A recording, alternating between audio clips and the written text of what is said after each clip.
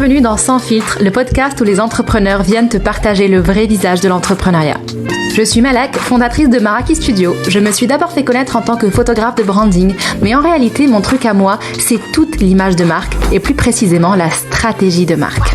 J'ai pu travailler avec de grands entrepreneurs à succès et le succès justement, ainsi que les échecs, seront au cœur de ce podcast. Dans Sans filtre, j'invite des entrepreneurs qui n'ont pas peur de parler de la face cachée de l'entrepreneuriat, de ces petits et grands échecs qu'on ne montre pas sur les réseaux sociaux et de ces événements un petit peu moins glorieux qui font pourtant entièrement partie du chemin. Tu retrouveras également des épisodes où je viens te partager en solo mes propres pensées du moment. Si tu es entrepreneur et que tu recherches un shot d'inspiration et de conseils, tu es au bon endroit. C'est parti!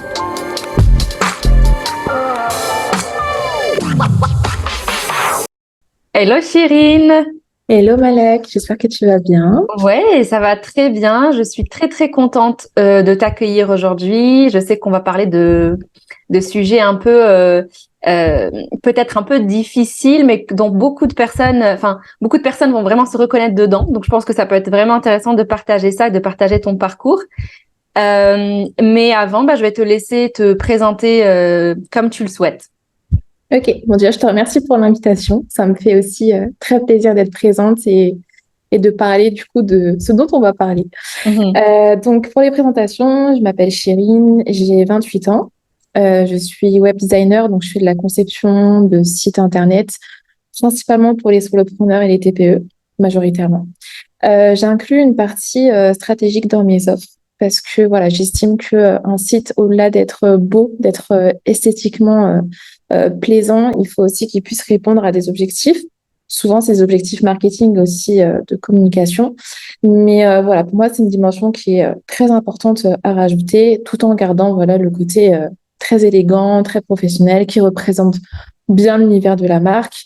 Parce que vraiment, pour moi, la forme attire pour le fond, en fait. Voilà. Et je suis forcément d'accord avec toi, mais ça, on va peut-être en parler pendant l'épisode. Je voulais te demander de nous raconter un petit peu comment est-ce que tu es venue à commencer l'entrepreneuriat de façon générale. Qu'est-ce qui t'a amené là et qu'est-ce que tu faisais avant? Alors, j'ai toujours eu un peu la graine de l'entrepreneuriat de par mon père, parce qu'il a toujours eu une entreprise, même en travaillant à côté. En fait, il a toujours eu un peu les deux. Donc, c'est vrai que j'ai toujours eu ce truc, en tout cas cette possibilité qui était dans ma tête. Donc avant, j'étais dans le domaine de l'esthétique, donc rien à voir avec ce que je fais maintenant. Et en fait, j'avais décidé de quitter le salariat principalement pour des raisons religieuses à la base. Ça a été ma première motivation parce que voilà, c'était un domaine où je pouvais pas être qui j'étais vraiment en fait. On me laissait pas vraiment la liberté pour. Et en fait, est arrivé un moment où ça me commençait vraiment à me déranger. J'avais vraiment l'impression de me travestir complètement, d'être une autre personne et de devoir faire semblant d'être une autre personne et ça me plaisait pas. Donc il y avait ça, il y avait aussi ce truc de en fait j'avais tout simplement envie de changer de vie, d'arrêter un peu ce truc de me lever, de commencer mon taf à 10h, de le finir à 20h, de rentrer. Enfin voilà, c'était trop routinier pour moi et j'avais vraiment envie de changer. Et puis du coup donc j'ai quitté le salariat il y a 4 ans maintenant. Et j'ai vraiment passé la première année un peu à me chercher justement. J'ai testé plusieurs projets, mais j'avais vraiment la thématique du web design dans ma tête depuis très longtemps parce que j'y suis très rattachée depuis que je suis petite. Je me vois encore essayer de créer des sites grâce au site du zéro pour ceux qui connaissent. C'était un peu ma petite passion que je faisais dès que j'avais le temps. Voilà, j'ai toujours été très très rattachée à ça. Et du coup, j'en ai profité pour faire ma reconversion professionnelle à ce moment-là. Et franchement, ce qui m'a motivée, ça a été aussi la passion, en fait, tout simplement, le fait d'avoir envie de faire ce métier, que c'était quelque chose qui me plaisait. Je suis quelqu'un, j'ai besoin de m'épanouir dans ce que je fais, j'ai besoin d'aimer ce que je fais pour le faire. Sinon, je ne le fais pas. Je suis pas, tu sais, il y a différents profils en process com, il me semble, mais je suis pas du tout la type travailleuse. Enfin, je suis vraiment la type, il faut que j'aime ce que je fais. Voilà, sinon, j'ai vraiment beaucoup de mal à travailler. Ouais. Et là, ça fait combien d'années du coup que tu t'es lancée à ton compte? Ça va faire, on va dire, 3 ans. Après, voilà, il y a eu des embûches, hein, je pense on en reparlera. Ouais. Mais, on va dire vraiment sérieusement, ça fait une bonne année. une bonne année que vraiment j'y suis à fond. Mais les années précédentes, elles comptent tout autant que l'année qui vient de passer. C'est juste que Ouais, bien sûr. l'activité était pas du tout la même. Mhm. Mais ça fait partie du parcours de toute façon. Il y a bien un Ouais. moment où tu commences et Voilà, exactement. ouais, et plein de rebondissements entre le moment où tu commences et le moment où tu te sens vraiment à fond dans ton activité, quoi. Voilà, c'est ça. Bah, pour reprendre tes mots, je me sens à fond dans mon activité depuis 1 an. Mhm. Mais les 2 années précédentes, j'étais déjà dedans en soi, mais c'était pas pareil. Ouais, J'étais d'accord. en plein dans la courbe d'apprentissage, voilà, je découvre tout, et je me suis pris plein de murs. Enfin, voilà, c'était 2 années un peu plus compliquées. Mhm. Et quand tu t'es lancée, du coup, tu l'as fait sur quel type de plateforme principalement? Instagram, ça a Mhm. commencé parce que c'était ce que je consommais aussi personnellement. Mhm. Donc, je suis restée dessus du coup. J'avais d'ailleurs à l'époque tout simplement modifié mon compte perso pour passer sur un compte pro. Donc, j'ai vraiment commencé ouais, que sur Instagram. Ok. Et donc, quand tu t'es lancée, c'était vraiment pour de la création de sites internet, etc. Et je pense qu'on s'était connus à ce moment-là. Ouais. Si je me souviens bien, on s'est connus soit en 2020 ou en 2021. Je me rappelle plus Oui, trop. c'est ça. Ouais. Quelque chose comme ça. On avait échangé et entre-temps, du coup, on se suivait, on voyait un peu ce que faisait chacune. Et j'ai vu qu'à un moment donné, tu avais un peu changé d'activité. Et je voulais qu'on en parle et que tu nous racontes le pourquoi du comment. Qu'est-ce qui s'est passé pour que tu décides de changer d'activité? Alors, il y a eu un moment dans mon activité où donc, je commence à faire du chiffre d'affaires, Mhm. mais j'avais atteint une espèce de plafond de verre. Et à ce moment-là, du coup, je m'étais dit que c'était le bon moment pour me faire accompagner. Donc, j'ai rejoint un mastermind à ce moment-là, dans le but vraiment d'avoir quelqu'un qui m'accompagne, qui soit à mes côtés pour me montrer les solutions que je devrais mettre en place pour atteindre des objectifs de ça que je m'étais fixé, donc du chiffre d'affaires. Et le truc, c'est que les solutions qui m'ont été proposées, au final, n'ont pas du tout été pertinentes par rapport à mon activité. Mhm. Et en fait, pendant ce temps-là, j'ai pensé que justement le fait d'avoir mis en place ces solutions me faisait penser qu'en fait, c'était juste plus pour moi. Tu vois, que la création de site n'était plus pour moi, que je vais passer à autre chose, à un step supérieur, ou du moins, voilà, juste de changer d'activité en fait. Mhm. Donc à ce moment-là, j'avais décidé de faire du conseil en business. Je m'étais vraiment spécialisée dans la création d'offres, dans l'expérience client, dans la vente. Donc j'ai fait ça pendant un temps, pendant quelques mois.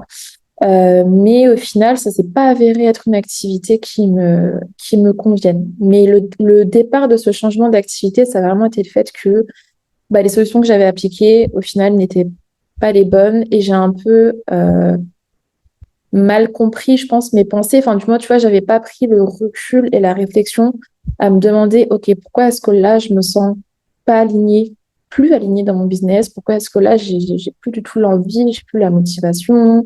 Qu'est-ce qui s'est passé en gros? Et j'ai pas eu ce recul. J'ai pas pris ce recul, en fait. Mhm. Du coup, tu disais que c'est en rejoignant un mastermind, donc un coaching, on va dire, Ouais. que tu as eu cette pensée qu'il faudrait que tu changes d'activité. Est-ce que tu peux nous en dire un petit peu plus, en fait, qu'est-ce qui t'a amené à cette réflexion-là? Qu'est-ce qui s'est passé dans ton business à ce moment-là? Ouais. Alors, on m'avait pas insufflé l'idée de changer d'activité. En fait, ce qu'on m'avait proposé de mettre en place, c'était de faire une offre premium qui comportait 2 autres volets qu'au fond, que je ne maîtrisais pas. Donc moi, à la base, ce que je proposais, c'était vraiment de la création de site purement et simplement. Mhm. Ce qu'on m'avait conseillé, c'était d'inclure aussi une partie copywriting et une partie SEO. Ce sont 2 compétences qui sont extrêmement complémentaires forcément à mon domaine, mais avec du recul, ce sont aussi des compétences qui demandent une expertise très forte. On ne peut pas s'autoproclamer copywriter ou expert en SEO du jour au lendemain. Et en fait, j'ai quand même appliqué ce conseil. C'était aussi ce qui allait faire que mes offres allaient prendre en termes de tarifs. En termes de prix, j'allais passer de une offre à 2 000 € à peu près, la plus haute, à une offre à minimum 6 000 euros. Donc, c'est un gap qui est énorme. C'est ce qui m'aurait certainement permis, du coup, d'augmenter mon chiffre d'affaires. Mais à côté de ça, ça m'aurait aussi pas mal handicapé dans le sens où ça aurait été une prestation très longue sur la durée, qui prendrait plusieurs mois, sans compter le fait que je me sentais pas à l'aise dans ces domaines. C'est pas forcément je les aime bien, mais de loin. Je préfère vraiment, euh, comment dire, je préfère m'associer en fait à des partenaires qui sont expertes dedans plutôt que d'essayer de tout faire moi-même. À un moment donné, je pense que l'individualisme ne fonctionne pas vraiment. Euh, et donc, en fait, vu que j'avais appliqué ce conseil, tu vois, j'ai eu un peu ce truc de je me sens pas à l'aise avec ça. Et pourquoi? Parce qu'en fait, j'avais ce syndrome de l'imposteur qui, en fait, n'en était pas vraiment un, parce que pour le coup, j'avais vraiment pas les compétences, tu vois. C'est-à-dire que c'est pas juste je me sens comme une impostrice, je sais pas si ça se dit, comme une imposteur. Imposteur, je pense. Imposteur, je pense. Mais c'est juste que, en fait, pour le coup, j'en étais une, tu vois, et je pense qu'il faut aussi l'assumer quand c'est le cas. Et donc, forcément, j'avais ce ressenti, donc j'avais plus envie de parler de mes offres, j'avais plus envie forcément d'être présente sur Instagram. Tu vois, en fait, j'avais plus cette envie que je pouvais pas avoir avant. J'avais le feu un peu que je pouvais avoir de oh trop bien, j'ai fait du chiffre d'affaires, je suis contente, je suis capable de le faire et tout. Ça, je l'avais plus. Et, et franchement, quand tu commences à faire du chiffre d'affaires et que du jour au lendemain, t'en fais plus, tu te mets quand même à pas mal douter de toi. En fait, tu te poses la question de est-ce que j'ai bien fait les choses, sachant que j'ai un peu le syndrome de la bonne élève. Donc, je veux absolument tout faire, tout ce qu'on me dit à la perfection et tout.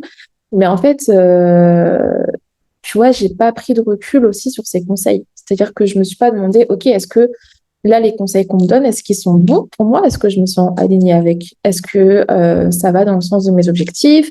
Est-ce que je me sens capable de proposer cette nouvelle offre et tout? Et si j'avais pris ce recul, j'aurais clairement répondu non, tu vois, non à toutes ces Ouais. questions. Et je pense que j'aurais pas eu ce truc de bon, du coup, c'est juste plus fait pour moi et je vais changer d'activité, tu vois. Donc, c'est vraiment parti de ça, en fait, de l'application de cette offre qui, au final, n'a pas abouti à ce que je voulais parce que je l'aimais pas, cette offre. Et du coup, prise de décision qui a été aussi beaucoup trop rapide. Donc en fait, en quelque sorte, c'est comme si tu te sentais un petit peu en échec par rapport à ton activité et tu t'es dit, si ça fonctionne pas, c'est qu'il y a un truc, et donc peut-être qu'il faut que je change d'activité, Ouais, c'est c'est ça. ça. Mm. En fait, je me suis dit aussi que c'est pas normal, en gros, que j'ai été capable de générer du chiffre d'affaires pendant un temps et que là, j'en suis plus capable. À savoir que justement, j'avais pris cet accompagnement pour ça. Enfin, tu vois, il y avait aussi ce truc de j'ai investi pour ça. Donc, si là, j'ai pas les résultats, c'est qu'il y a un problème chez moi et que je dois changer quelque chose et que cette activité n'est plus faite pour moi, tu vois. Donc, il y a eu aussi de ça. Mhm. Ouais, je comprends.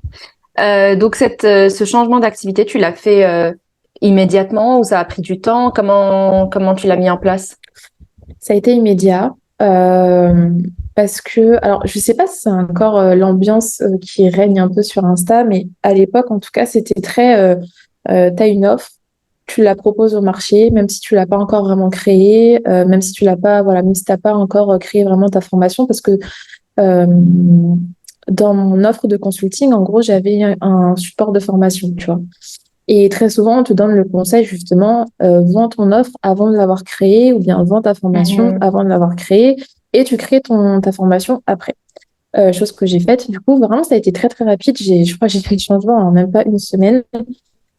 Et pour le coup, j'ai eu des clientes rapidement. Donc, ça m'avait aussi encore plus conforté, tu vois, dans mon choix de, ah, c'est Ouais. bien, j'ai bien fait de changer d'activité et tout. Mais parce qu'aussi, d'un autre côté, j'avais besoin de faire du chiffre d'affaires pour déjà rembourser l'investissement du mastermind, mais aussi juste pour moi aussi me réassurer, tu vois, et me dire, non, mais c'est bon, j'avais fait le bon choix, c'était ce que je devais faire et tout. Mais c'est vrai que ça s'est très vite cassé la gueule après. Et en prenant du recul, tout le long, je me suis jamais sentie prête à la fournir aussi cette offre de consulting, tu vois. Parce que justement, je suis toujours dans le vends-la avant de l'avoir créé, vends-la avant d'avoir fait ta formation, etc. Et en fait, j'étais toujours un peu dans les. Ouais, j'étais un peu entre deux chaises à la préparer, la préparer, la vendre. Mais du coup, je n'étais pas hyper focus sur un truc, tu vois. Mhm. Et ça a été problématique en soi. Mhm. Euh, donc, tu as eu tes premières clientes avec cette activité-là, en faisant un rapide virement en fait de situation entre l'ancienne activité et la nouvelle. Et au bout de combien de temps finalement tu t'es dit que c'était plus vraiment, enfin c'était peut-être pas la bonne idée de faire ça, parce que je sais qu'aujourd'hui tu es revenu finalement à la création de sites internet. Donc comment tu es arrivé à te faire cette réflexion-là, de te dire bah en fait même si j'ai ces premières clientes là, c'était pas la bonne décision. Et bien, en fait, tu vois, avec ces premières clientes, alors je sais que de leur côté, ça s'était bien passé, mais de mon côté, ça s'était pas mal, ça s'était pas bien passé, dans le sens où j'étais pas du tout fière de ce que j'avais proposé, tu vois.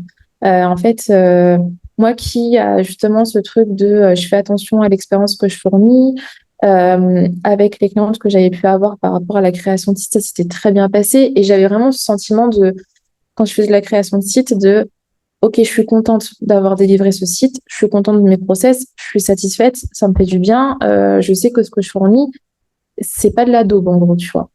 Là, quand je suis passée en mode consultante, j'avais pas du tout ce sentiment. J'étais vraiment en mode, non mais là en fait, il me manque trop de compétences, on peut pas aussi se donner le statut de consultante d'une semaine à l'autre, genre c'est pas possible, tu vois. Et je pense que c'est pareil pour le statut de coach. Mais vu que c'est des statuts un peu, tu sais, qui t'as juste à le mettre dans ta bio Insta et c'est fini, tu vois ce que je veux dire?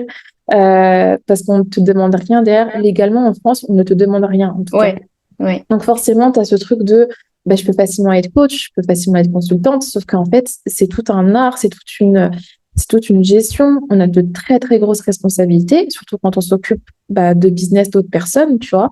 Et clairement, il y avait ce truc de non, mais là, je me sens pas du tout ni alignée, ni à l'aise dans mes prestations.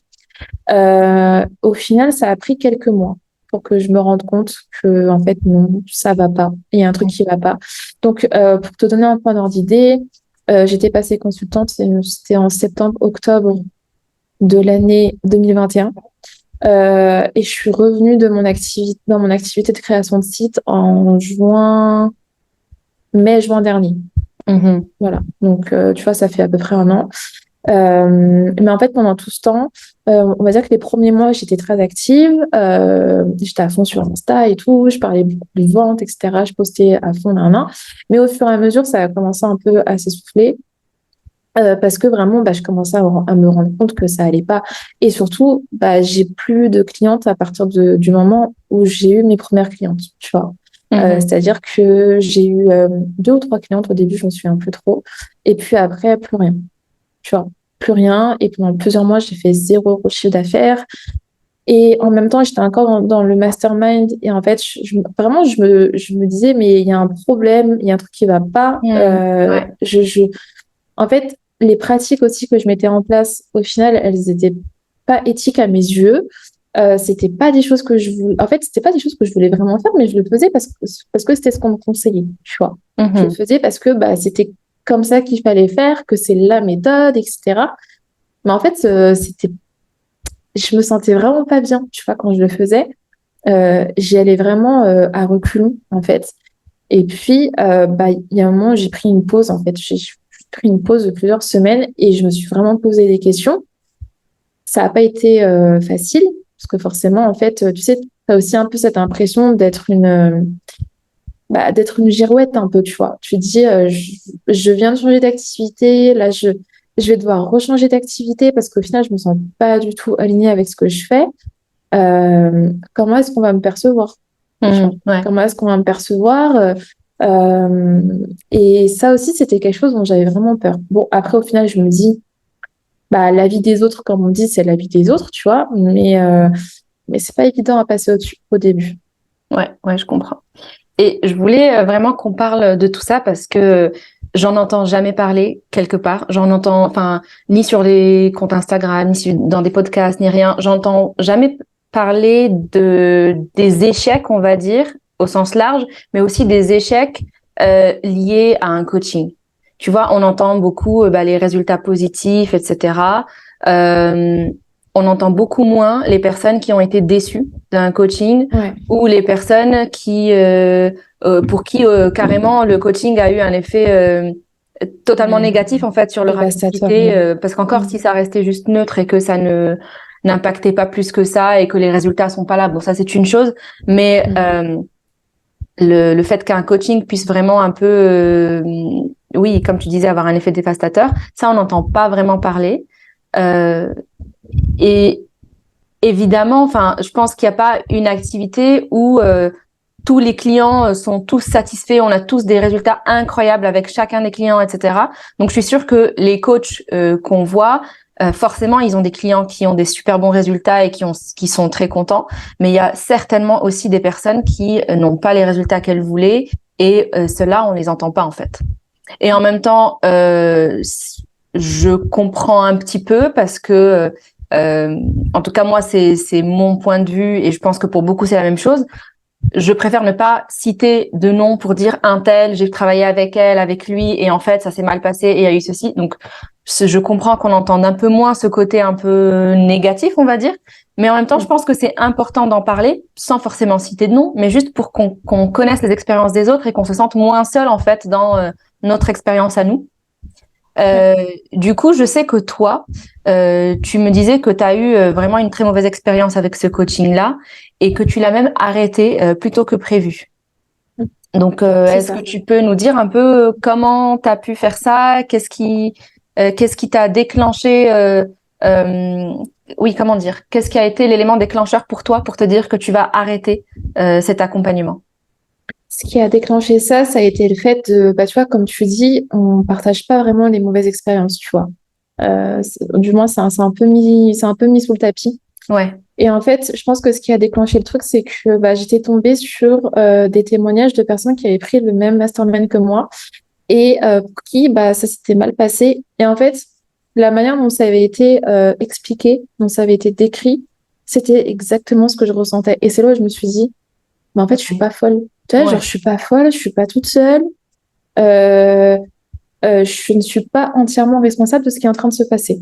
D'accord. Et forcément, on prend contact avec ces personnes, on se partage un peu nos expériences, et c'est là où on se dit, mais en fait, on a vraiment la même expérience. C'est-à-dire que tout ce que je ressentais, vraiment, elle me le sortait mot pour mot. Et quand tu vois une personne, deux personnes, trois personnes, quatre personnes, etc., te raconter exactement la même chose, en fait, à un moment donné, tu te dis, OK, là, il y a un problème. Je ne suis pas folle, je ne suis pas toute seule. Je sais que j'ai ma part de responsabilité, mais je pense que la coach a aussi sa part de responsabilité. Et pour le coup, ça n'a pas été tenu. Et je pense que c'est à ce moment-là où je me suis dit, je vais juste arrêter de jouer à la bonne élève et je vais arrêter, tout simplement. Tu vois, je vais pas continuer quelque chose qui, au final, me fait plus perdre qu'autre chose, tu vois. Donc, le déclic, ça a vraiment été ça, en fait, de me rendre compte que j'étais pas toute seule. Parce que, tu vois, quand il y a des coachs qui ont une certaine renommée, qui sont un petit peu connus sur Instagram ou peu importe le réseau social, en fait, tu n'oses pas trop casser cette image. Et puis d'un autre côté, tu te dis, mais parce que tu vois, forcément, c'est des personnes qui vont partager aussi beaucoup de témoignages qui vont dans leur sens, qui sont hyper positifs et tout. En fait, tu as vraiment l'impression d'être le vilain petit canard, d'être la personne qui, en fait, n'a pas su appliquer les bons conseils, qui n'a pas su appliquer la méthode, qui ne rentre pas du tout dans le moule de tous ces témoignages. Et en fait, tu as vraiment l'impression que c'est toi le souci, tu vois, que c'est toi le problème. Mais en fait, quand tu vois que vous êtes plusieurs à avoir vécu la même expérience, c'est là où tu te dis non, mais en fait, il y a un problème quelque part, tu vois. Et t'as pu l'exprimer ça, du coup, à la coach en question. Comment t'as pu lui partager tout ça? Oui, on l'a exprimé, du coup. Alors, on a été plusieurs à le faire. Mais évidemment, je ne parle que pour moi, mais je l'ai exprimé. Donc, il y a eu plusieurs échanges. Au final, ça s'est bien terminé, plus ou moins. Pour moi, en tout cas. Mais j'ai pu dire quand même ce que j'avais sur le cœur. Et ça, je pense que c'était important de le faire. Ok. Donc, une fois que tu as arrêté ce coaching-là, est-ce que c'est à ce moment-là que tu as aussi arrêté ta nouvelle activité ou dans quel ordre ça s'est fait en fait entre le changement d'activité au départ, puis l'arrêt de ce mastermind, puis le fait de revenir à ton activité, dans quel ordre ça s'est fait? Ouais, en fait, ça s'est fait en même temps. Je suis en train d'y réfléchir, mais oui, ça s'est fait en même temps. Et d'ailleurs, après l'arrêt autant de mon activité que du mastermind, j'ai complètement stoppé mon business pendant plusieurs temps. Bon, après, il y a eu aussi le fait que je suis devenue maman, donc forcément, il y a eu aussi ce truc où je voulais être dans ma bulle et justement ne plus penser business. Et ça m'a aussi permis, cette situation, de vraiment prendre du recul pour le coup. Parce que tu vois, il y a des fois où tu veux prendre du recul, mais tu es toujours un peu connecté avec Instagram, avec LinkedIn, etc. Au final, tu prends pas vraiment du recul, tu es toujours un peu connecté.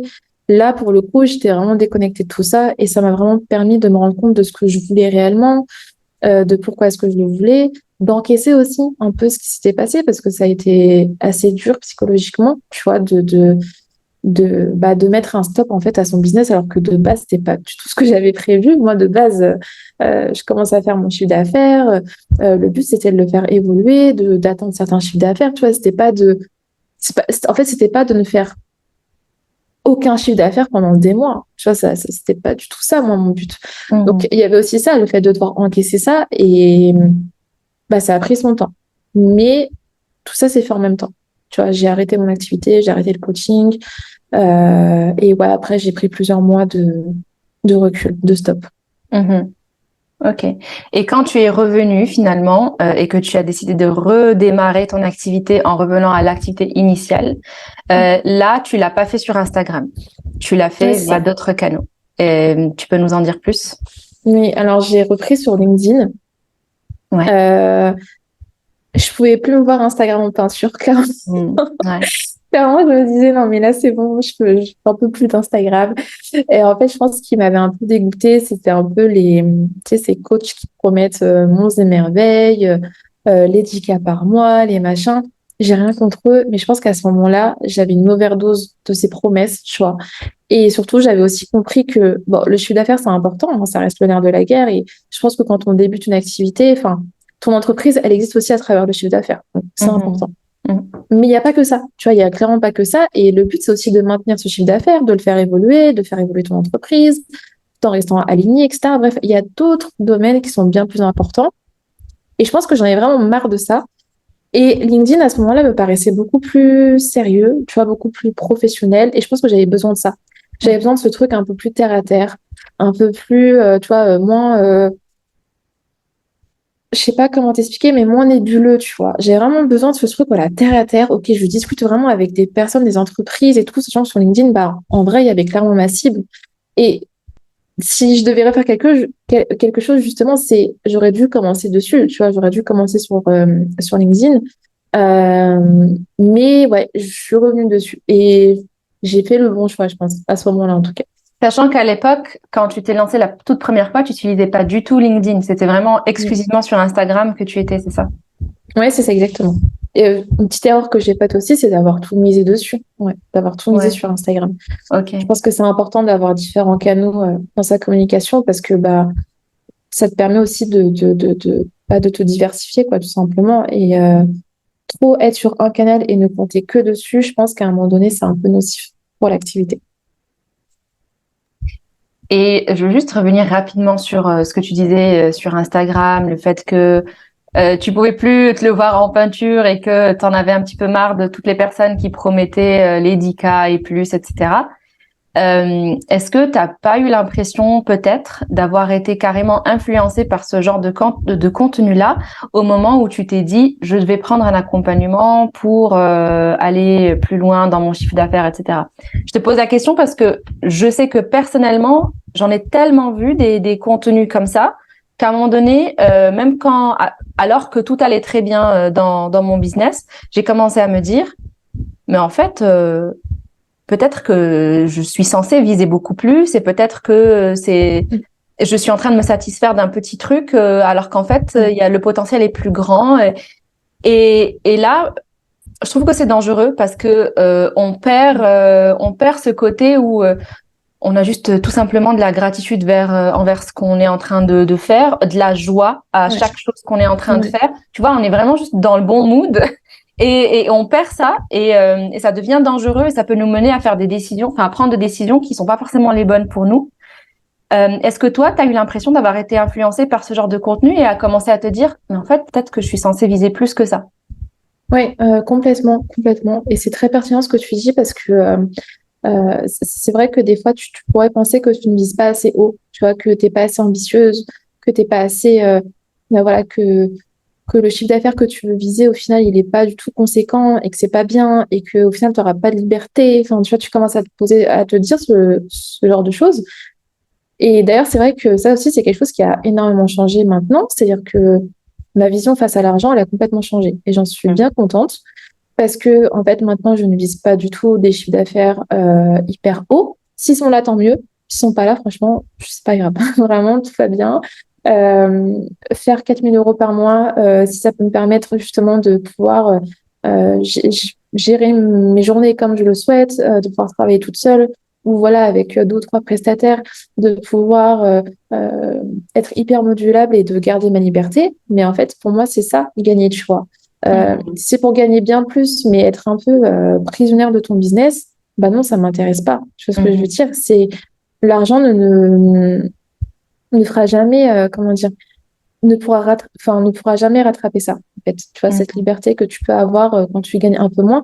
D'ailleurs, tu le vois dans certaines entreprises, il y en a pas mal qui soit regrettent un peu la période où ils étaient encore des TPE, voire des solopreneurs, mais tu en as même qui, entre guillemets, régressent dans le sens où ils vont licencier certains employés et vraiment garder une toute petite équipe parce que, bah, en fait, c'est comme ça qu'ils aiment être. Tu vois, c'est comme ça qu'ils ont une certaine liberté, c'est comme ça qu'ils ont un certain champ d'action qui est bien plus important.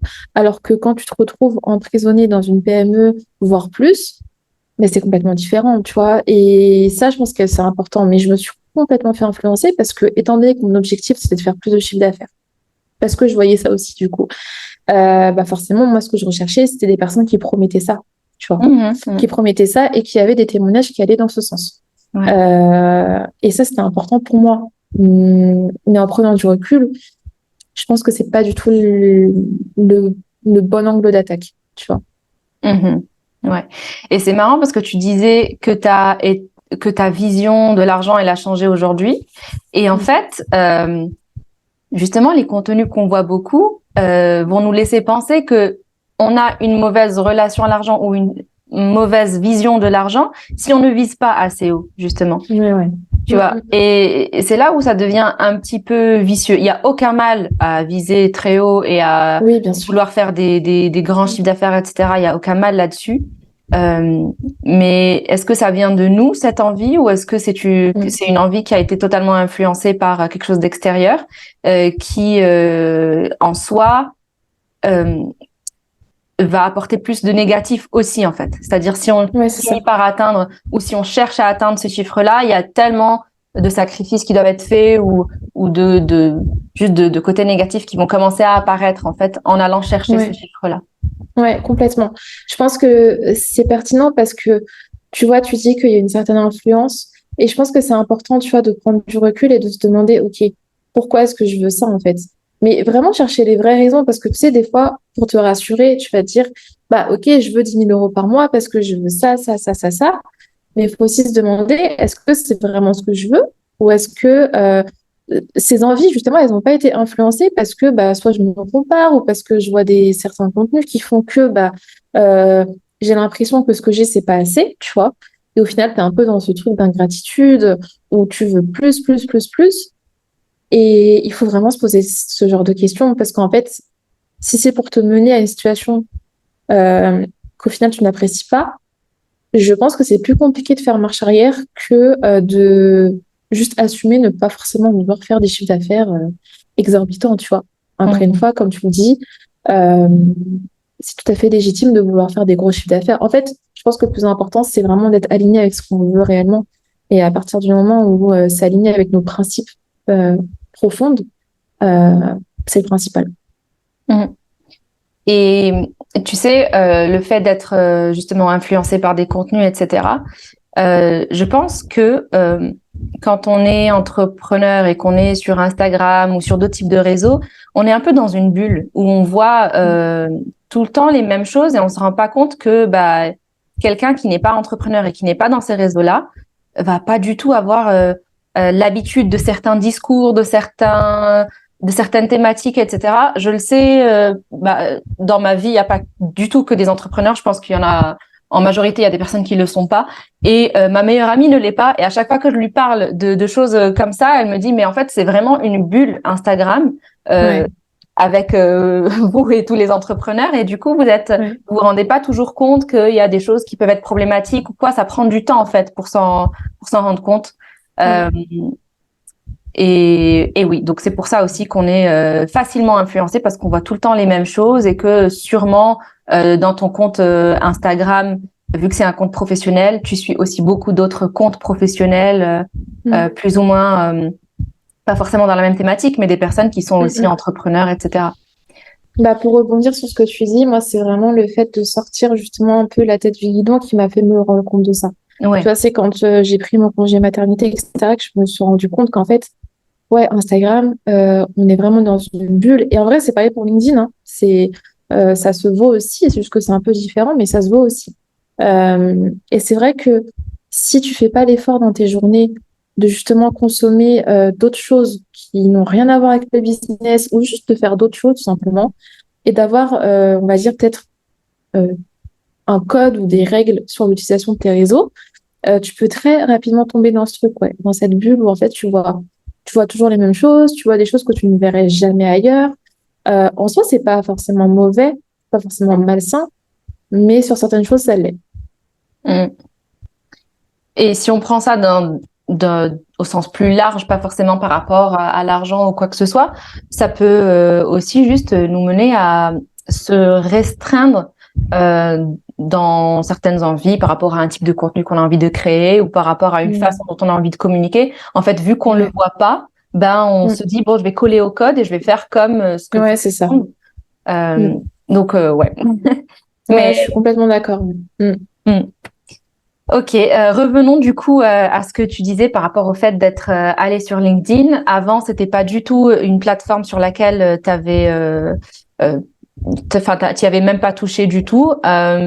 Est-ce que tu avais quand même un compte, etc., mais juste que tu l'animais pas du tout, ou est-ce que c'est vraiment le jour où tu as décidé de faire le gros switch que tu t'es créé un compte et que tu as commencé à communiquer là-bas? J'avais un compte, mais c'était un compte perso, tu sais, que tu crées quand tu es au lycée, histoire de commencer à démarcher des entreprises et tout. Mais c'est tout.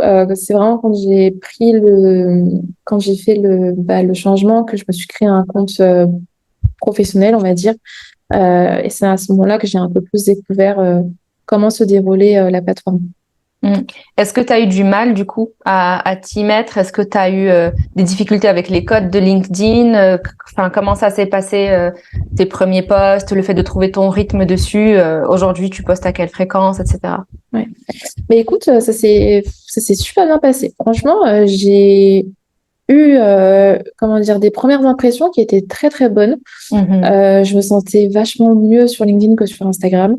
En fait, je pense que ce qui m'avait plu sur LinkedIn, c'était le côté où déjà, tu vois, il n'y avait pas ce truc de tu dois poster des reels, tu dois faire des lives, tu dois poster tes carousels et tout. Non, à l'époque, franchement, le texte avait une dominance par rapport aux autres contenus. Ouais. Les reels, tout ce qui est vidéos courtes et tout, franchement, c'est pas ce qui performe le mieux sur la plateforme. Et en fait, du coup, je trouvais ça tellement plus simple. En fait, je trouvais que c'était un peu comme un Twitter, mais professionnel, tu vois. Ouais. Et c'est tellement plus fluide pour moi, en tout cas, par rapport à ma création de contenu, pour créer. C'est-à-dire que, tu vois, par exemple, il y avait des jours où, et ça m'arrive encore maintenant, le matin, j'ai une idée, hop, je l'écris, je poste, basta, tu vois. Alors que sur Instagram, par exemple, ok, j'ai peut-être l'idée, mais il faut que je passe par Canva pour faire le design et tout. Et rien que ça, qui est une étape quand même assez lourde, même si on a des templates et compagnie, ça te rajoute quand même du taf, tu vois. Alors que là, vraiment, limite, tu fais tes notes sur ton bloc-notes et tu postes et c'est fini, quoi, tu vois. Et ça change la donne. Ensuite, au niveau des codes, je me suis beaucoup inspirée des anglophones.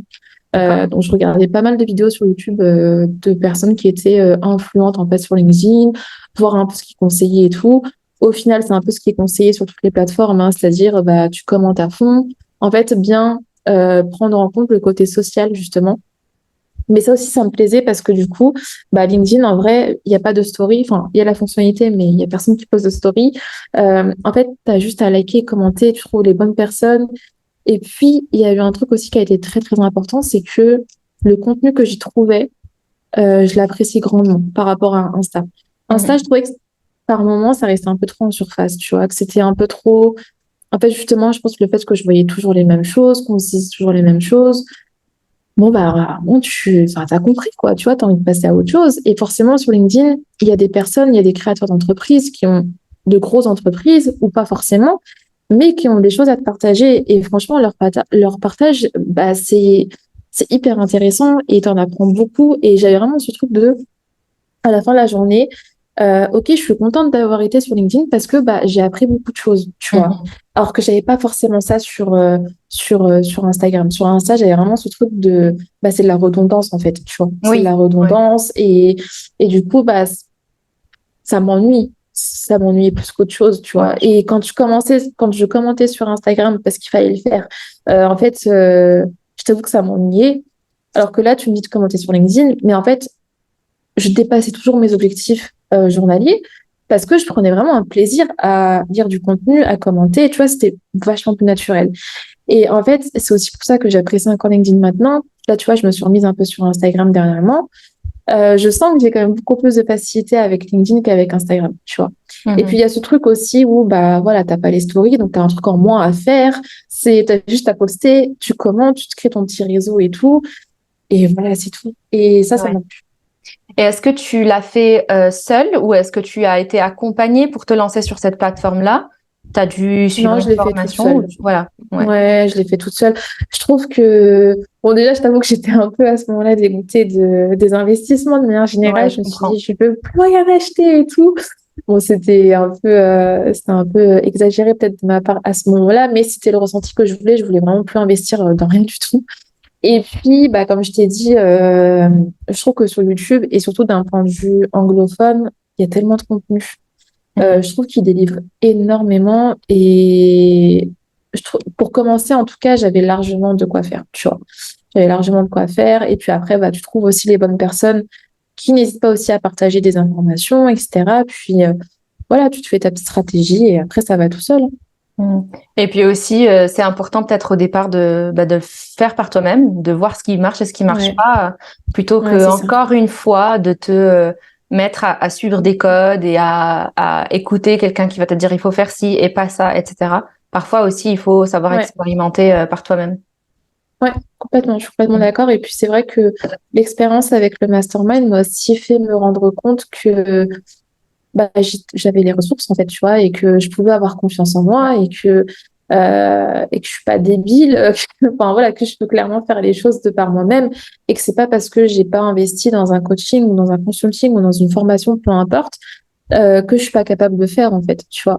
Mhm. Et ça aussi, ça a été une grande leçon. C'est pour ça que d'un côté, cette expérience, je l'ai mal vécue sur le coup, mais elle m'a appris des choses sur moi-même que j'aurais jamais appris autrement, tu vois. Et je sais pas si tu partages un peu mon avis par rapport à ça, mais limite ça vaut le prix en fait, tu vois, de cette expérience. Je comprends ce que tu veux dire. Surtout quand on est sorti et que tu as pu rebondir, là, tu peux te dire ça. Et quand tu es encore Ouais, dedans, c'est ça. tu le vis mal et Ouais, tu te dis non, ça ouais, valait pas du tout le coup d'aller faire ouais, cet c'est ça. Ouais, investissement-là. complètement, Mais ouais, ça, complètement. c'est un point qui est hyper important aussi parce que tu dis que tu t'es rendu compte que tu avais les ressources, en fait, au final. Tu avais en toi toutes les réponses, que tu savais un Mm. peu de quoi tu avais besoin, quel serait ton next move en business, etc. Et là aussi, je pense que on a un peu cette impression parfois quand on voit comment sont décrits certains coachings ou accompagnements ou quoi, on a l'impression que c'est telle personne qui va me sauver, qui va me donner la solution, le truc que moi j'ai pas, que je connais pas. Alors qu'en fait, Ouais, déjà de un, on a tout sur Internet, donc a priori on peut tout trouver. Et puis aussi, on a tout en nous. Moi, aujourd'hui, je me dis que il y a deux grandes raisons pour lesquelles ça peut être intéressant d'investir euh, que ce soit dans des formations ou dans des accompagnements ou quoi, c'est soit pour apprendre quelque chose de technique, donc clairement où on a besoin d'être guidé, soit parce qu'on a envie d'aller plus vite et que on a envie que quelqu'un nous tienne la main sur, qu'on ait un cadre en fait. C'est pas parce qu'on sait pas faire, mais parce qu'on a besoin d'un cadre et d'être assuré que en X temps le truc il sera fait quoi. Ouais, c'est ce que j'allais te dire. Je pense qu'il faut voir le truc comme un accélérateur et pas comme un truc de sauveur, justement, tu vois. Ouais. Et je pense que c'est important d'avoir cette posture quand on investit, de se dire, OK, là, j'ai investi, mais il faut que je garde ma pleine conscience, tu vois. Il faut que je garde ce truc de, je re-questionne moi derrière tout ce qu'on me conseille. Parce que c'est important, en vrai, sinon tu fais des choix dans ton business qui sont pas les tiens, tu vois. Tu fais des choix par rapport à une autre personne. Alors, souvent, quand on investit chez quelqu'un, c'est même tout le temps, mais on a confiance, tu vois, dans la personne en qui on investit. Mais il faut pas qu'on se laisse aveugler justement par ce truc, tu vois, par cette confiance-là. Parce que, en fait, à un moment donné, si tu commences à suivre la personne, tu te mets un bandeau sur les yeux et tu te dis, OK, bah, je vais appliquer tout ce qu'elle me dit, sans me questionner, sans rien du tout, bah, en fait, il se peut qu'à un moment donné, ça casse. Et franchement, pour moi, ça n'a pas cassé longtemps. J'ai connu malheureusement des entreprises pour qui ça a cassé, ça a même complètement fermé, tu vois, et ça me fait un peu mal au cœur, mais malheureusement, bah, c'est Des entreprises qui ont suivi ce même accompagnement, tu veux dire? Oui, voilà, c'est ça. Et en fait, je trouve ça dommage d'en arriver là, mais d'un autre côté, bah, tu vois, il y a aussi cette question de posture. Et je pense que c'est vrai qu'on a une responsabilité, tu vois, quand on investit, c'est-à-dire que c'est à nous de faire des choses, tu vois, la personne, elle va pas du tout faire pour toi et c'est tout à fait normal. Mais on est aussi responsable justement des choix qu'on va prendre pour nos entreprises. Et il faut rester lucide, tu vois. Il faut vraiment rester lucide. Et c'est pour ça aussi que je me suis établi une règle. Je me suis dit, si je veux investir chez quelqu'un, je n'investis pas dans la période où tu sais, tu as un peu ce pump de motivation là, où tu te dis, il faut absolument que j'aille chez elle, tu es prête à dégainer la carte bleue et tout. Maintenant, ce que je vais faire, c'est que je vais vraiment laisser passer, tu vois, cette phase un peu de surexcitation, prendre quelques jours, prendre du recul, me demander si, voilà, si je peux pas le faire moi-même et tout. Parce que, bah, en fait, des fois, tu fais tellement confiance en la personne que tu vas être aveuglé, en fait, complètement, tu vois. Et bah, ça peut être malsain. Parce que je pense qu'il faut pas oublier aussi on est chef d'entreprise, tu vois, on n'est pas salarié, en fait, c'est nous qui restons à la tête de nos entreprises et du coup, c'est à nous aussi de faire les bons choix. Mm-hmm. Ouais. Aujourd'hui, du coup, comment est-ce que tu investirais qu'est-ce qui pourrait te pousser à investir et comment tu ferais ces choix-là aujourd'hui? Si tu devais faire différemment par rapport à avant. Parce que là, avant, tu dis que c'était un peu presque sur des coups de tête et un peu en te laissant aveugler par ce que tu pouvais voir, etc. Peut-être même en te laissant un peu manipuler parfois. Aujourd'hui, tu ferais ça comment? Je pense que déjà, je regarderais de manière plus intense l'expérience de la personne. En fait, juste voir si elle a une réelle expérience sur le terrain, tu vois. Plus questionner les personnes qui sont déjà passées par elle, tu vois. Enfin, même juste les questionner tout court. C'est-à-dire ne pas forcément me fier qu'aux témoignages, faire attention justement aux témoignages un peu chiffrés, tu vois, qui ne parlent que de chiffre d'affaires. Parce qu'en fait, dans ces témoignages-là, t'as pas le contexte de la personne. Tu sais pas si l'entreprise, elle est là depuis des années. Tu sais pas si elle vient de commencer. À ce moment-là, c'est génial. Tu sais pas non plus si ce chiffre d'affaires, bah, en fait, elle l'a fait qu'un mois et après, elle l'a plus fait. Tu vois ce que je veux dire? C'est faire attention à ça, ne pas être aveuglé par ça. Donc, aller voir un peu voilà, les personnes qui ont déjà consommé, leur poser des questions, voir aussi peut-être des personnes qui ont consommé chez la personne, mais depuis un petit moment, tu sais, voir un peu comment est-ce que ça a évolué par rapport à leur entreprise. Je pense que ça donne aussi un bon indicateur euh, qui ne traduit pas tout, mais ça peut donner quand même un petit signe. Et puis, je pense que je vais surtout rechercher quelqu'un d'un peu plus terre à terre, tu vois, qui est un peu, voilà, qui va vraiment t'accompagner dans tout ce qui est stratégie, avec des actions, avec des plans d'action qui sont vraiment bien ficelés, tu vois, et personnalisés surtout par rapport à mes besoins. Parce que je pense que tu peux pas, à un moment donné, suivre une méthode qui convienne à tous les business. Genre, c'est pas possible, tu vois, à un moment donné, tu as certains objectifs, ton entreprise, elle est unique, même si enfin, tu fais ce que beaucoup d'entreprises font, et tu vises aussi ce que beaucoup de personnes visent, mais bah, tu as quand même tes propres enjeux, tu as quand même tes propres problématiques, et je pense que c'est important de rechercher vraiment cette personnalisation. Donc voilà, je ferais surtout attention à ces points-là. Mhm. Et par rapport au témoignage, est-ce que éventuellement tu as déjà essayé de contacter des personnes euh, qui ont laissé des témoignages pour quelqu'un pour en savoir un peu plus et pas te fier juste à ce qui était partagé? Ou est-ce que c'est Bah, quelque chose que justement, tu je comptes faire? l'avais. Ouais, c'est quelque chose que je compte faire plutôt. C'est quelque chose Mhm. que je n'avais jamais fait. Mais je pense que c'est intéressant de le faire. Parce qu'en fait, ça te permet aussi de. Tu sais, en témoignage, un peu souvent, ce qui se fait aussi beaucoup sur Instagram, que je vois pas ailleurs d'ailleurs, c'est que la personne, elle va prendre en capture d'écran une conversation. Tu vois.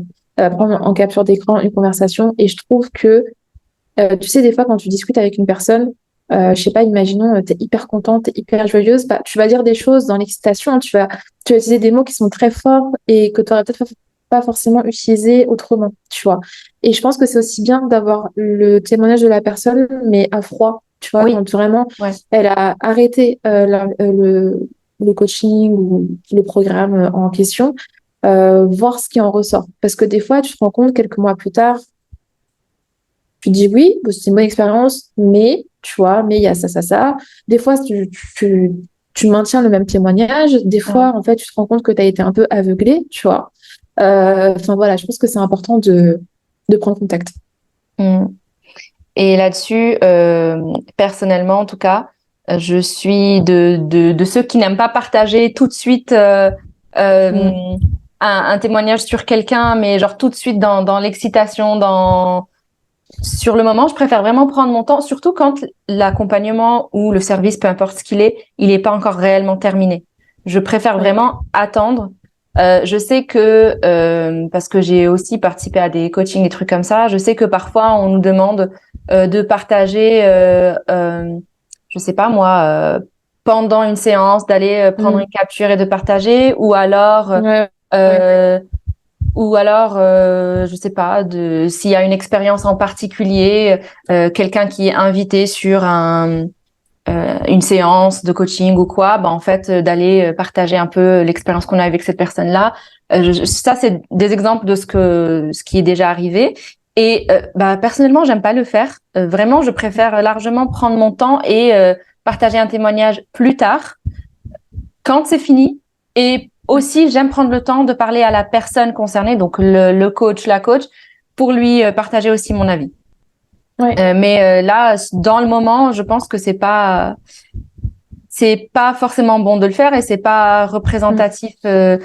Nous, en fait, après, en tant que consommateurs, on a des témoignages d'autres personnes qui sont pas forcément représentatifs de la réalité. Ces personnes-là, elles ont Ouais. peut-être changé d'avis. Peut-être Mm. qu'elles se sont juste laissées prendre dans l'effet de groupe et elles ont Ouais, partagé c'est ça. quelque chose. Ça m'était arrivé aussi pendant un événement où il y a plein de gens qui partageaient que c'était génial et tout. Et j'étais là vraiment à regarder en me disant, mais est-ce que je suis bizarre? Parce que moi, je trouve pas que c'est génial. Je trouve juste que c'est normal, que c'est bien. Ouais, Limite qu'il y a des trucs qui vont pas, mais genre, est-ce que je suis la seule bizarre parce que les gens sont en train de dire que ça leur change la vie, que c'est incroyable? Je me dis, mais c'est pas ouais, ouais. possible. Est-ce qu'ils sont juste pris dans l'effet de groupe ou est-ce que c'est moi qui suis difficile à, Mm. je sais pas, comment on dit en français? Difficile à impressionner ou quoi, tu vois? Mais non, je comprenais pas que les gens soient autant enjoués tout de suite comme ça. Donc Je ouais. trouve que c'est une bonne qualité que tu as du coup parce que ça te permet d'éviter d'influencer peut-être des personnes sur un moment qui est éphémère. Tu sais, on dit toujours ne prends jamais de décision quand tu es euphorique ou quand tu es en colère. Bah, en fait, ça se traduit bien dans ce que tu dis. Et moi, ça a été clairement une erreur que j'ai faite. Ça a été justement de partager et de surpartager dans ces moments-là. Tu vois, dans ces moments où bah, tu viens de rejoindre, donc tu as envie d'en parler. En plus, forcément, souvent, on te pousse à le faire, hein. Et en fait, vu que tu partages dans cette énergie-là, bah forcément, tu vas sûrement donner envie à d'autres personnes. Et le truc, c'est que t'as pas encore consommé. Tu vois, en fait, c'est comme si tu achetais un produit, tu viens de l'acheter, tu l'as pas encore consommé, et tu commences à le conseiller à tout le monde et tout. Tu te dis, ouais, c'est génial, je suis trop contente, etc., etc. Et en fait, tu testes le produit et tu te rends compte que bah, c'est pas si bien que ça. Et franchement, bah, va revenir sur ta parole auprès des personnes à qui tu as pu partager ton avis. C'est compliqué, tu vois, c'est compliqué. Et en fait, tu peux influencer d'autres personnes qui vont au final peut-être bah, vivre aussi une mauvaise expérience. Et ça, franchement, on a une responsabilité sur ça. Et je pense que c'est important de s'en rendre compte et de pas tomber dans ce truc voilà, d'effet de groupe et de tout partager dès que tu as cette envie, dès que tu as cette excitation de fou. Parce qu'en fait, bah, c'est un peu à double tranchant, tu vois. Soit ça fonctionne très bien, tu es super contente et tant mieux, soit ça fonctionne pas et à ce moment-là, tu t'en mords un peu les doigts, quoi. Ouais, c'est ça. Et encore pire, parfois ça peut aussi se retourner contre toi dans le sens où si au final tu n'es pas satisfait de ton achat, de ton expérience ou quoi, et que tu vas l'exprimer à la personne chez qui tu as acheté, bah ça peut te dire mais pourtant t'as dit ça, machin. Ouais, c'est ça. Oui, mais en fait Exactement. non. En fait, J'ai parlé limite, trop vite. tu passes. Ouais, c'est ça. En fait, limite, tu passes pour une menteuse, en fait. Et ça, c'est, bah, faut le dire, mais ça donne pas du tout une bonne image, tu vois. Ouais. Et c'est comme auprès de ta communauté. Je pense qu'on a aussi cette responsabilité par rapport à nos partages, tu vois. Si tu partages des trucs, mais que t'as pas tout consommé et tout, bah, en fait, c'est comme ce qu'on reproche aux influenceurs. Tester avant d'en parler, tu vois. Et Mhm. ça se traduit aussi dans le domaine de la formation, du coaching, etc. C'est pareil. C'est juste que c'est deux formes différentes, mais c'est pareil. Ouais. Ok, je voulais te poser des petites questions pour la fin. On a parlé de beaucoup de choses. Je pense qu'on pourrait encore parler pendant longtemps, mais je vais te poser deux, trois petites questions pour lesquelles ça m'intéresse d'avoir ton avis. Déjà, premièrement, si tu pouvais revenir en arrière, est-ce qu'il y a des choses que tu aurais préféré ne pas vivre, que tu aurais voulu faire différemment, des décisions que tu n'aurais pas prises? Tu peux partager autant que tu veux, une ou plusieurs. Je pense que ce que j'aurais fait différemment, c'est surtout de prendre, comment dire, de faire hyper attention justement à ce domaine un peu social des réseaux sociaux. C'est-à-dire ne pas juste poster dans mon coin et attendre que ça arrive. Je pense que ça, c'est un peu un mythe. Je sais que on- enfin, c'est un conseil hein, qu'on donne. C'est vrai que les stratégies de contenu, c'est bien, c'est important. Ça fait partie du marketing, de la communication. Mais je pense que pour commencer, et même pour après d'ailleurs, c'est important d'aller chercher sa communauté, tu vois, d'aller vraiment commenter, discuter avec des personnes, et encore mieux avec des prospects ou avec, tu vois, les clients qu'on veut viser et tout. Je pense que, et c'est même pas, je pense, j'en suis certaine, mais ça apporte vraiment des données qui sont précieuses, en fait, et que tu peux pas avoir autrement. Hmm. En fait, pendant longtemps, parce que j'avais peur, je restais un peu dans mon coin, j'allais pas forcément commenter, j'allais pas forcément discuter et tout. Et en fait, je me suis rendu compte que j'ai pris des choix et que j'ai fait des choses dans mon business qui, en fait, n'étaient pas alignées avec mon marché, tu vois. Alors que il suffisait juste que j'aille discuter avec mes clientes idéales ou avec ma communauté, avec mon audience. Et en fait, j'aurais juste tout de suite compris ce qu'il fallait mettre en place, ce qu'il ne fallait pas mettre en place. Voilà, ce genre de choses. Et Donc, surtout, garder cette communauté en engageant régulièrement. Tu vois, c'est-à-dire que ok. c'est pas parce que tu as ta communauté que ça y est, c'est fini. Tu vois, genre vraiment, mets des actions en place pour faire en sorte que ta communauté, elle reste engagée. Moi, je pense que c'est important parce que du coup, le jour où tu vas sortir un service ou un produit, bah, tu auras toujours cette communauté derrière toi, tu vois. Et je pense qu'on le voit chez des entrepreneurs qui ont une communauté qui est engagée, peu importe le produit qui sort, ça fonctionne. Mais parce que, en fait, ils sont tellement attachés à leur communauté, ils écoutent tellement leur communauté qu'ils savent quoi mettre en place, ils connaissent leurs problématiques, ce dont ils ont besoin, leurs désirs et tout. Et en fait, ça, c'est pépite. Enfin, clairement, Ouais. tu peux pas, pour moi, faire fonctionner un business sans ça. Et ça, c'est Ouais. important. Donc, en quelque sorte, c'est un peu, ben, soit en faisant des interviews avec tes précédentes Mm. clientes, ou simplement en échangeant par DM, voilà, des messages privés pour Voilà, en c'est ça. savoir un peu plus Mm. sur leurs besoins et tout ça. Euh, Ça, est-ce que c'est quelque chose que tu avais fait au départ, le fait d'interviewer des personnes au moment où tu lançais ton activité, où tu créais tes premières offres? Tu l'avais déjà fait ou jamais? Je l'avais fait pas au début. Pas au début, je l'ai fait quelques mois plus tard. Et honnêtement, je pense que je l'avais mal fait. parce que j'étais pas forcément allée voir les bonnes personnes. En fait, tu vois, j'avais un peu ce truc de, bah, je vais voir que les personnes que je connais, sauf que, bon, à un moment donné, c'est un peu restreint et c'est pas forcément les bonnes personnes, du coup. Mhm. Mais par contre, depuis que j'ai repris, bah, notamment avec LinkedIn et tout, là, oui, j'ai commencé à le faire et j'ai toujours un questionnaire qui tourne. Tu vois, je fais même pas forcément d'appel, mais juste un questionnaire ou juste, tu sais, un truc tout bête, mais quand une personne, elle m'ajoute dans son réseau ou que moi, j'ajoute une personne dans son réseau, je sais pas si elle voit qu'elle a pas de site. Bah, un truc tout bête, mais je vais lui poser la question, est-ce que tu as des blocages par rapport à ça? Qu'est-ce qui te bloque sur le fait que justement tu n'aies pas de site? Quelles seraient tes motivations pour le fait d'en avoir un? Qu'est-ce que tu recherches? Juste ça, en fait, tu prends les réponses, tu mets dans ta petite base de données sur Notion et c'est fini, tu vois. Enfin, il suffit de très peu, en fait, c'est juste qu'il faut prendre l'habitude et en faire Mhm. une petite routine, en fait. Ouais, et peut-être qu'avant, t'osais pas le faire parce que tu avais l'impression de venir embêter les gens et de leur Mm. vendre un truc Ouais. et qu'ils allaient pas bien le prendre. Ah oui, oui, complètement. C'est vrai qu'avant, parce qu'en vrai, c'est un peu de la prospection, hein, Ouais. ce dont je parle, mais c'est de la prospection qui n'est pas froide. J'avais énormément de blocages par rapport à ça. Tu vois, je me disais, bah, comme tu as dit, que j'allais un peu passer pour une vendeuse de tapis, que c'était pas, ouais, que j'allais déranger, clairement, que j'allais Mhm. déranger et que c'est pas ouf de faire ça, quoi. Mais en fait, quand c'est bien fait, que c'est fait naturellement et que surtout tu as l'intention de le faire dans le sens où bah, tu veux vraiment aider cette personne, que cette personne, bah, tu as envie aussi de travailler avec elle, tu vois, je sais pas, que son éthique, elle te plaît et tout, bah, ça change tout, tu vois, parce que forcément, tu vas pas avec la même énergie que quand tu te forces à le faire et que t'as pas envie de forcément travailler avec cette personne. Ouais, ouais, je comprends. Donc ça, c'est la chose principale que tu voudrais faire différemment si tu pouvais revenir en arrière. Est-ce qu'il y Ouais, a, c'est vraiment aller à l'avant, quoi.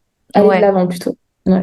Et s'il y avait une expérience que tu as vécue, que tu aurais voulu ne pas vivre, est-ce qu'il y en a une ou est-ce que finalement, avec du recul, tu te dis non, chaque expérience, elle était nécessaire? Bah, j'ai un peu cette philosophie, mais c'est vrai que l'expérience que j'ai pu avoir avec les premières clientes que j'ai eues en consulting business, je pense que j'aurais aimé ne pas les vivre. Parce que même encore maintenant, tu vois, j'ai un peu ce côté, c'est un peu amer, tu vois. Je me dis, j'ai vraiment pas l'impression d'avoir été à la hauteur et ça me saoule. Clairement, ça me saoule. Moi bah, tu vois, l'expérience client, c'est hyper important pour moi. Et pour le coup, j'ai vraiment pas l'impression d'avoir rempli cette part de contrat. Et ça me dérange, tu vois.